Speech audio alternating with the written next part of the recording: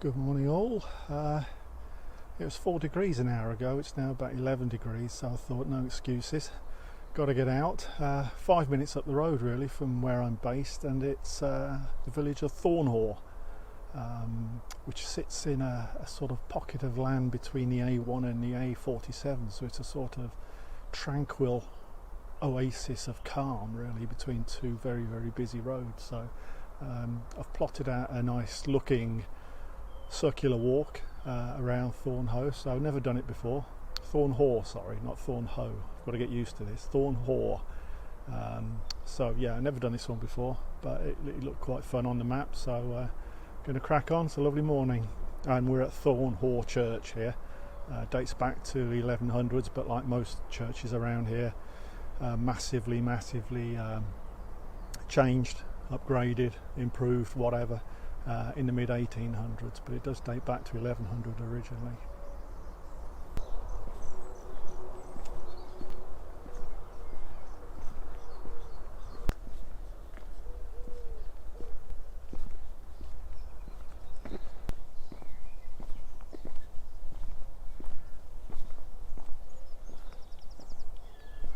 It looks like an old chapel building. I'll have to look that up on a map when I get home. Nice.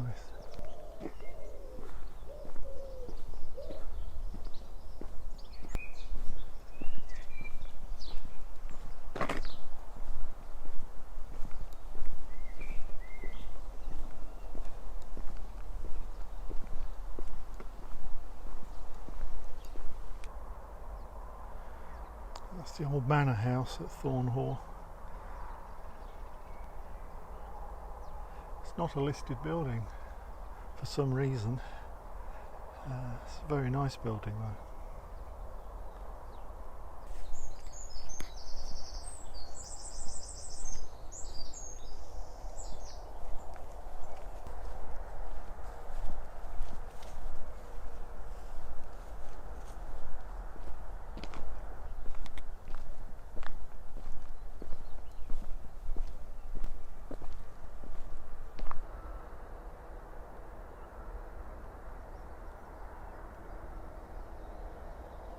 Morning, Fox.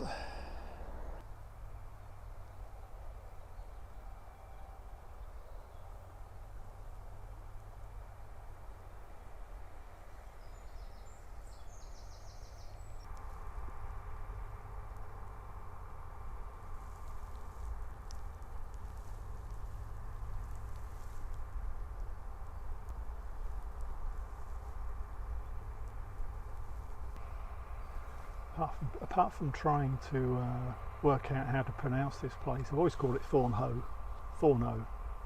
but it's Thornhaugh. I was trying to work out last night where it got its name from. It actually stands for something like meadow next to the stream, surrounded by thorns, presumably hawthorns, of which there are quite a lot of hawthorns around here. So yeah, meadow next to the stream surrounded by thorns, and that's what Thornhaugh stands for apparently. So yeah, we just come down to a stream now which didn't have a name on the map, but I think it's Wittering Brook. If it's not Wittering Brook, it's a fairly substantial tributary of Wittering Brook, and yeah, it's quite nice, always good to have a stream.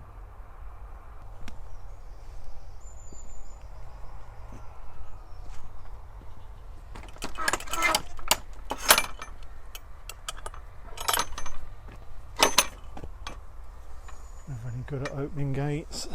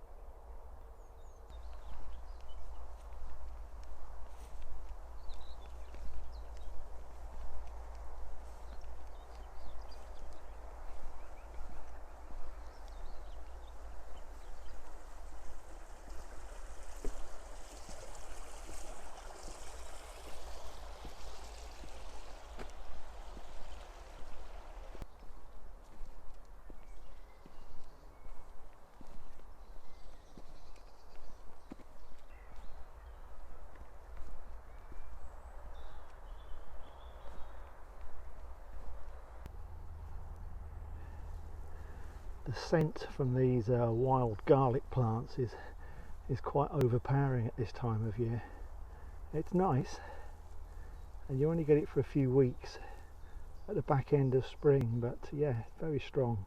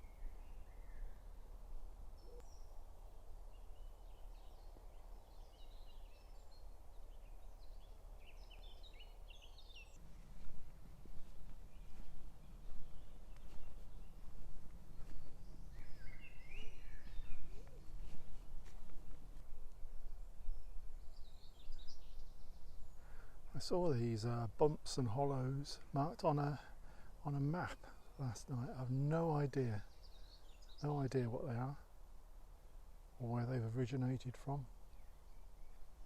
But we need to do more homework on this one. Very strange.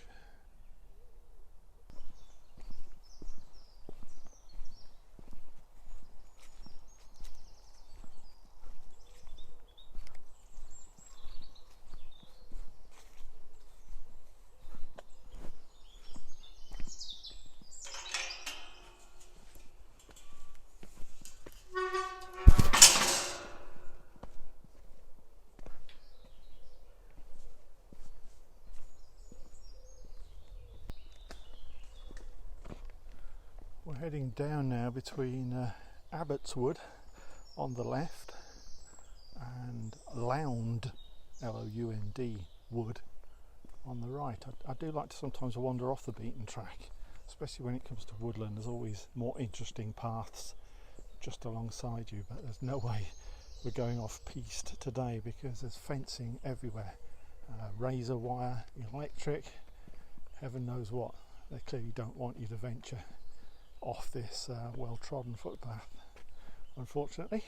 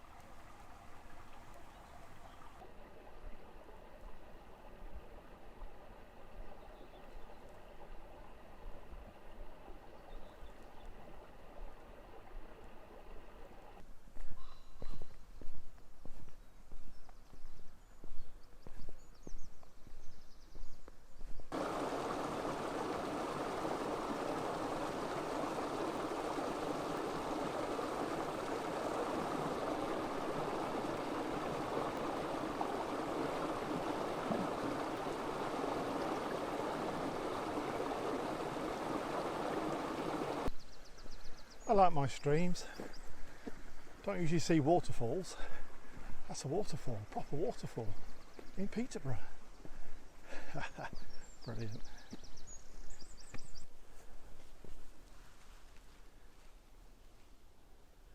Can't say I've ever seen these in the wild before. Hellebores, Christmas roses, call them what you will. I don't know whether they're escapees from somewhere, but we're kind of in the middle of nowhere, so I doubt it. Yeah, cracking.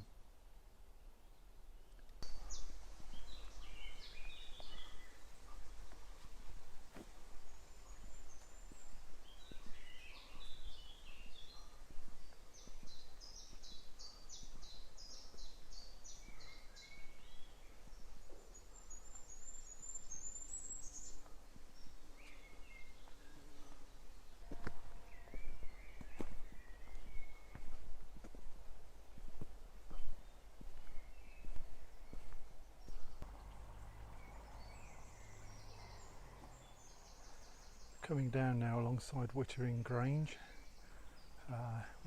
It's been a farm since the 1700s. It still is a big working arable farm, but it's more famous for the Grange Farm Equestrian Centre that they have based here as well. But yeah, Wittering Grange for nearly 300 years has been a farm. The building on the right, the farmhouse, is Grade 2 listed. I think there's about 3 or 4 other buildings here, barns and whatever, that date back to the 1700s.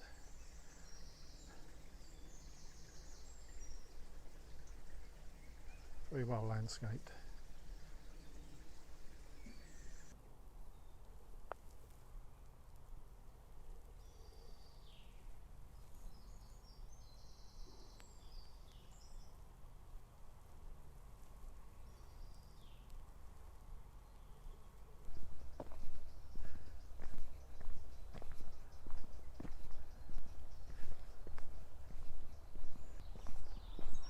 The only downside of this circular walk is for a short stretch towards the end here, it dumps you on the A47, which you have to walk along before diving back into Thornhaugh. Now, I tried to sneak down a private track, but there's too many warnings on there, including guard dogs, so not going to do it. Just going to take on the A47 for a short while.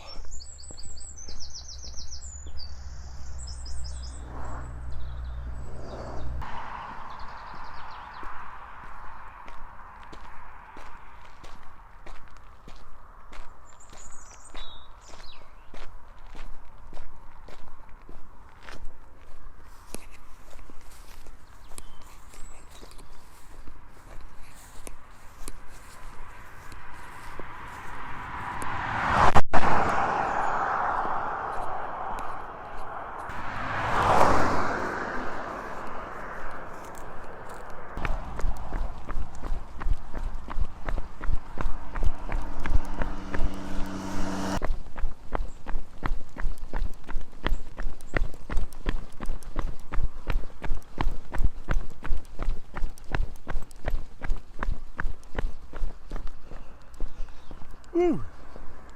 Made it.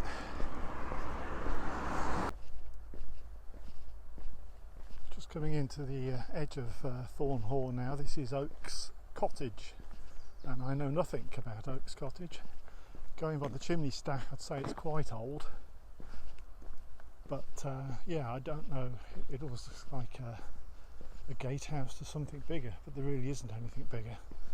So yeah, I don't know the history, but that's a hell of a set of garden gates for a modest cottage. So it suggests there's something more to this one. A bit more homework for me.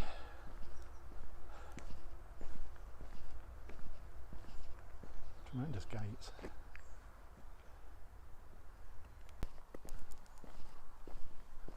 Just coming up to the gates of, as you can see on the sign, probably Thornhaugh Hall Estate. Believe me, saying Thornhaugh Hall is not something you want to try after a few beers.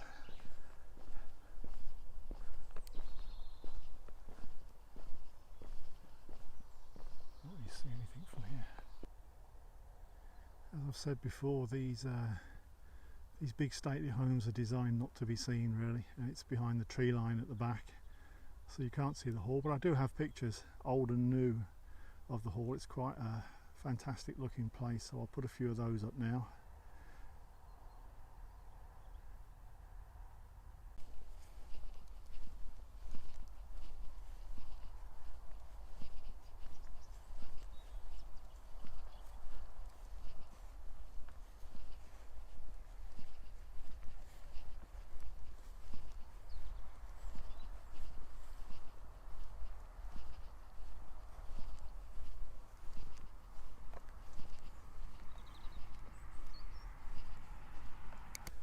Yeah, pretty spectacular building for sure. Looks old, you know, you kind of think it must have a history, but it doesn't. It was actually only built in 1911. So it's a pretty fantastic and impressive building for something that's only just over 100 years old. So it's not listed, doesn't have a big history at all. But yeah, it's certainly a fantastic building. The house actually has a bit of a tragic recent history. The owner was an avid Chelsea fan, and he travelled to games with his son in his own private helicopter, presumably taking off from a pad somewhere in those grounds.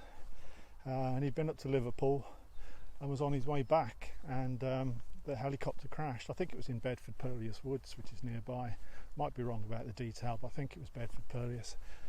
This was in 2010, and he died, and his son died too. So yeah, it hit the news for all the wrong reasons, and a bit of a tragedy. And the house went up on the market for sale soon after. So that's where a lot of the more recent pictures have come from, is the sort of house particulars of the estate agent. So I don't know who owns it now.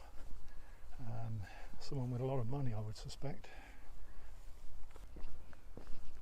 Just coming up to what looks like another gatehouse and entrance to the hall.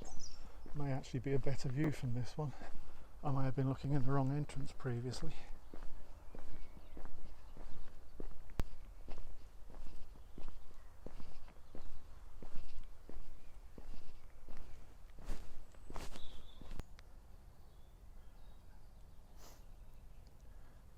Very ornamental in there, lovely lake and lawns and bridge, but no sign of the house, or the hall should I say.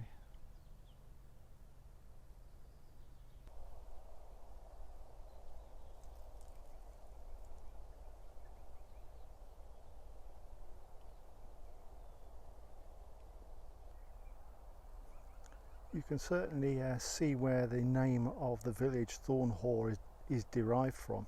I mean, it definitely is, as I mentioned earlier, surrounded by hawthorn everywhere.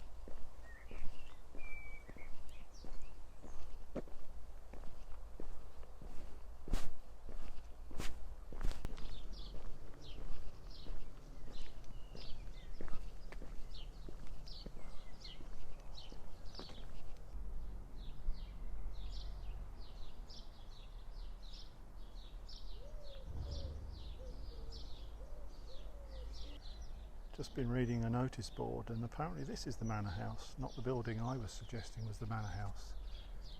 Built in 1930, but was here in the 1700s. As I say, it was demolished in the 1930s and rebuilt using a lot of the stone from the original. But that is Thornhaugh Manor House, rebuilt. Of course, I'm being a complete and utter plonker, because that was the front of the same house that I called the manor house earlier. I think I need to start all this again, don't you? So yeah, it is the manor house, and it has been rebuilt, which is why it doesn't look like what I was looking at on old 1800s maps last night that showed it further back from the road. So it's on a slightly different site, and that's why it's not grade 2 listed or preserved, because it's a recent rebuild, but with parts from the old building. So apologies for that. It is the manor house, as I said it was.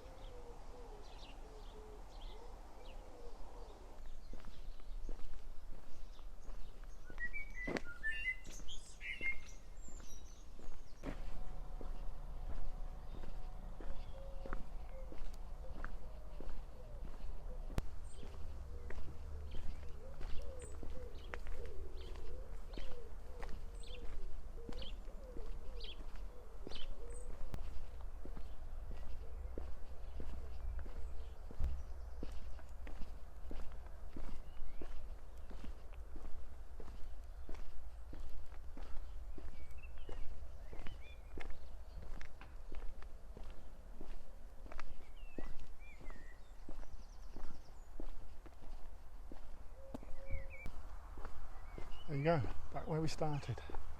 That's quite good. About a 2-hour walk. Not really a circular walk in so much as you can only complete it if you take your life into your own hand on the A47 there. I would not recommend bringing kids on this one. It's worth the effort otherwise. And there's no alternatives really. If you're going to make it a circular walk, as I have, you've got to take the A47 on. I really wouldn't recommend it. Certainly not when things get a little bit busier. But otherwise, yeah, good walk. Even saw a waterfall. That's got to be good. Yeah, enjoyed that.